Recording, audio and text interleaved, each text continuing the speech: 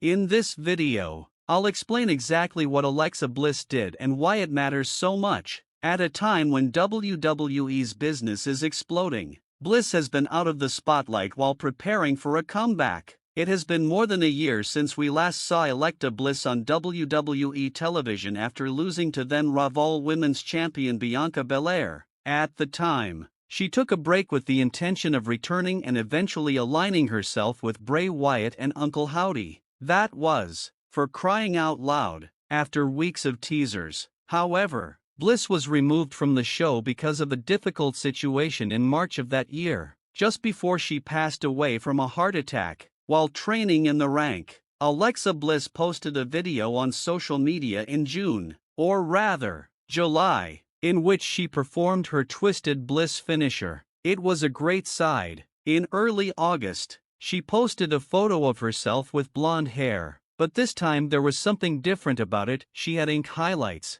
This is an iconic look for her, and I have openly expressed my desire to see Alexa Bliss return to the role of Alexa Bliss. I don't want her to come back as part of the Wyatt Six, which I think is pretty clear now that's not the direction in which they're going. Instead, I think they're bringing her back as the Alexa Bliss that we all know and love, the Alexa Bliss character which got over in the first place, the Alexa Bliss character which has made her a multi-time champion. It found her success in NXT, it's found her success on the main roster across Raw at SmackDown. As women's champion, she's a former women's TI team champion. For God's sakes, this woman has done it all except for a few things right. She has not won the World Rumble, she has not main event in WrestleMania, she has not main event PE, but she's done a lot of things, and when booked right and when booked properly, I mean under Vince MCM, there was this weird time where like she was just off TV, they were not doing anything with her. It's like, what are we doing? She is a fan favorite, she can work both baby and heel, she's a multi-time champion, she can talk, I mean she can do anything and everything you want her to do. Now in a recent Twitter post she got fans talking and she dropped a teaser. She shared a teaser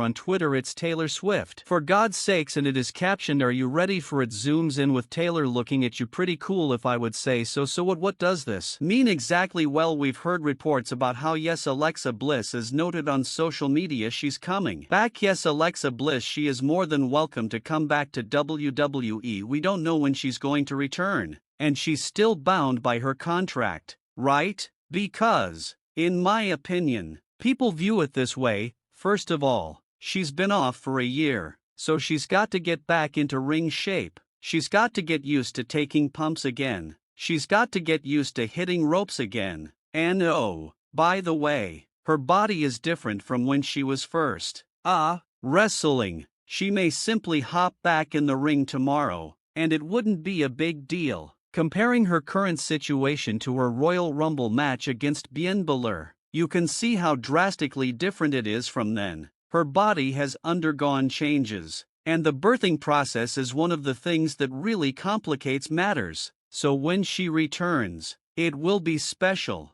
I doubt they're going to bring her back and turn her into a jobber. I believe they will look very plainly. When Triple H fully assumed leadership of Vinnie Mac, the major roster creative right, things really went off for WWE in the summer of 2023. Endeavor put Triple H on official notice by saying, "Hey, look, we believe in you. Triple H is our guy, don't scroll around with creative no more." And that was regardless of Vinnie Ma and Vinnie Ma being in the company. Now obviously he's gone now, because when Triple H took over roster creative in the summer of 2022, well, Vince McMahon, he still had his fingerprints all over it. Heck, he had his fingerprints all over it leading into WrestleMania 39, right? And it took a while for the merger between UFC and WWE to go through and everything like that, but now it's Triple H's brainchild. Here's my point to all this: when Alexa Bliss was working under Triple H creatively, she really wasn't working under Triple H creatively. Sure, he can do things here and there, but like, he still had to deal with the old man chiming in, right? Vinnie Mac, he's out, he has no power, right? He can give his opinion, but it doesn't mean that Triple H has to do it, kind of thing. So where we look at Alexa Bliss, you know, she would be on TV, and then she'd be off TV, be on TV, and then on TV, and then they started in late 2022, they started doing the teases with her and Bray Bray and her and Uncle Howdy, and obviously the real Rumble thing happened and Triple H wanted to run it back with her and Uncle Howdy and Bray Wyatt and everything like that. Now obviously we're not going to get that, but I think my point is this: Triple H sees what Alexa Bliss brings in terms of value, and I think he's going to use her as a valuable asset to his booking, a valuable asset to his company, and the way that creative is going to go and storylines are going to go. That's my point of okay, he did something noteworthy with a L of Bliss. I mean, he put her in a women's title, man. She built her up as a worthy T-title contender and a challenger and someone that can be a champion, and then he was going to have her set up and go on a pretty notable run with Unlee Howdy and Bray Wyatt, which was one of WWE's top storylines at the time, and then obviously she got pregnant and Brave was pulled and everything like that and plans fell apart. But if he had high intentions for Alexa Bliss before she disappeared from television, if he had big plans for her, that I would have faith in him that he would have big things in store for Alexa Bliss whenever she does return to television, and I think you have to keep that in mind, and I have to keep that in mind, and Alexa Bliss has to keep that in mind. Of like, let Triple H cook, let Alexa BLZ cook, and see where things go from here. And I have faith under Triple H and his ideas and his way of executing things, of just nailing it out of the ballpark. I really do. I cannot wait to see what they're going to do with Alexa Bliss. I hope that she goes back fully, not just hybridly, right, of going back to the Alexa Bliss character and which we all fell in love with, and that Alexa Bliss character that caught fire in 2016, 17, 18, 19, where she was a top star and she had multiple title reigns and she was contying the title picture. And I want her as a heel and stop selling those freaking creepy dolls in which they tried to do during her last run. Give it up, it's done, it's over. I understand you sell merge, but like, that was a year and a half ago. Let's just move on from it. Let's get Alexa Bliss being great again. Let's get Alexa BL being back to being a seal, and I think everyone will love that for the most part. Let me know down in the comments below, what do you want to see WWE do with Alexa Bliss? Do you want to see there as a baby face? You want to see there as a heel? Hit that like button, subscribe button, and hit that notification bell so you were notified every single time Russell Starr uploads new daily content. Why we are pumping it out, and I want you to be part of the chai. See you all in the next video.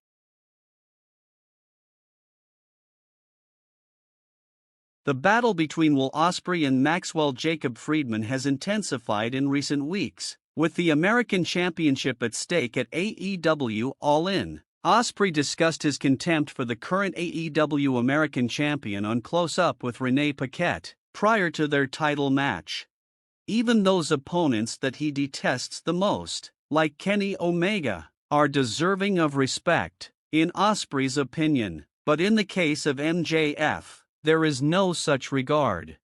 Max has mentioned some terrible things, like my grandmother's recent death. It's still kind of raw and new to me, and it just doesn't sit right with me that he wants to kind of bring that things up in public to get a cheap pop from the audience. Ospreay remarked, "He was never one of my favorite professional wrestlers. I simply get the impression that he entered here by kissing the appropriate asses." We all know that the geezer we're all talking about is no longer around to defend him, but for some reason, we continue to take care of him. I must thus tidy up the mess. Ospreay and MJF will square off for the American Championship after the latter defeated the former to win the AEW International Championship on the special 250th episode of AEW Dynamite. The International Championship was redesigned and renamed the American Championship by MJF a week later. Since then, MJF has successfully defended the title throughout Mexico, the US, and the UK, all the while turning Ospreay into an opponent and AEW president Tony Khan into a bit of an enemy.